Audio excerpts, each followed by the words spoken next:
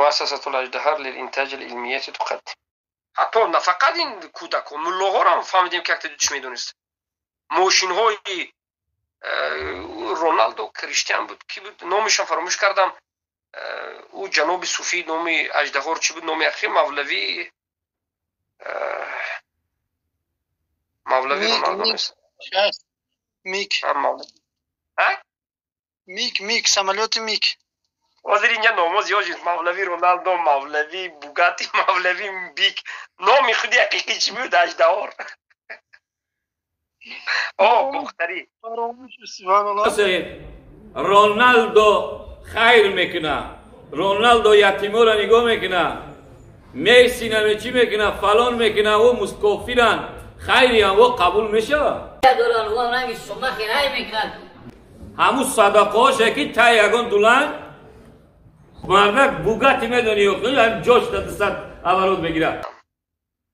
این نام اژدهار بختری بله مولوی بختری ایق هنر کرد که بالاخره این هم میدوند بالای منبرنده بوگاتی آوازش خراکن آوازش ما نکنیم سبحان الله آوازی مولوی آورده مونین آوازی و چیزی بوگاتی به مانندی میکنه بوگاتی قدی میگرده رونالدو 350 های میکنه بوگاتی قدی میگرده رونالدو 350 های میکنه و غیر و غیره رقمای موتور سیلیندر رو همیشه میداند.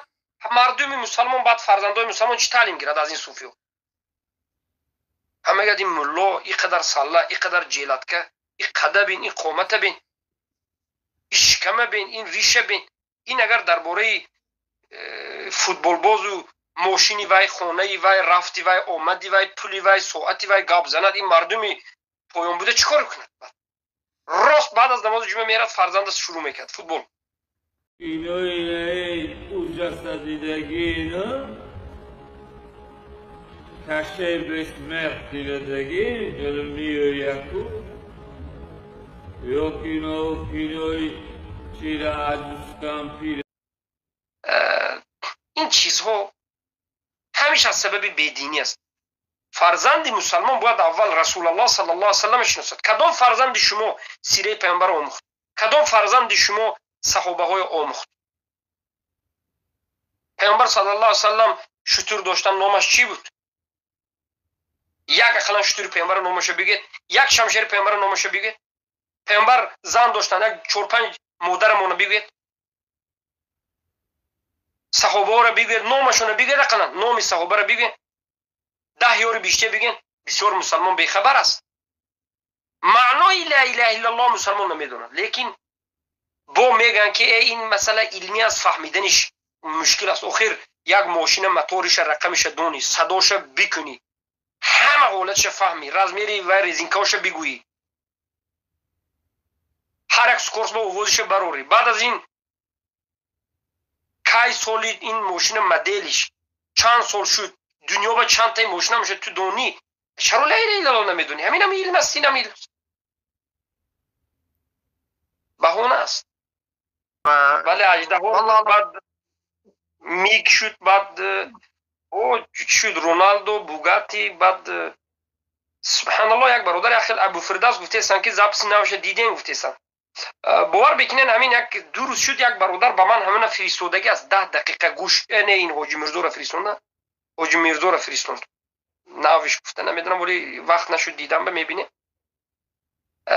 یک حالتای موندگی به میبینم یگون چیزی بختری ناو داشته باشد ارسال بکنین یا همینجا بگذاره ابو عبدالرحمن میمونن ابو عبدالرحمن میمونن خسته بودگی آدم در حالت سخت خسته بودم میمونید کمتر میشد انسان یک بار در حیرت میشد یعنی مغز سری آدم خیلی هر طرف به برده میزند این طرف اون طرف شیخ با مولوی رد بزنید در 1 دقیقهش ممکن یک 5 ساعت هر روز رد زدن تو نکن رویونگید در باور بکنید مولوی با ابو عبدالرحمن الله ایستان کند مولوی با اول مولوی نمیگیم آقای میگیم یا آقای مثلا نمیدونم بوگاتی آقای بوگاتی میگ به رد زدن حجت ندارد باور بکنید حجت نداره.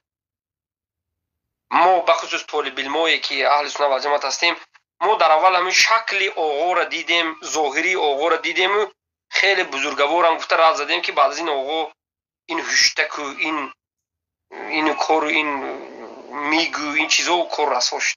که ده نقص دیده را همین که کینو دا دیدین، همین که کینو و شکی را تماشا کردین، چی روزا را اولی همین شما عبرت نگیرید؟ کینو اینه او جسد دیدگی اینا کشه بسمه دیدگی جلو میو یکو یا کینوی چی را عجوز کم پیر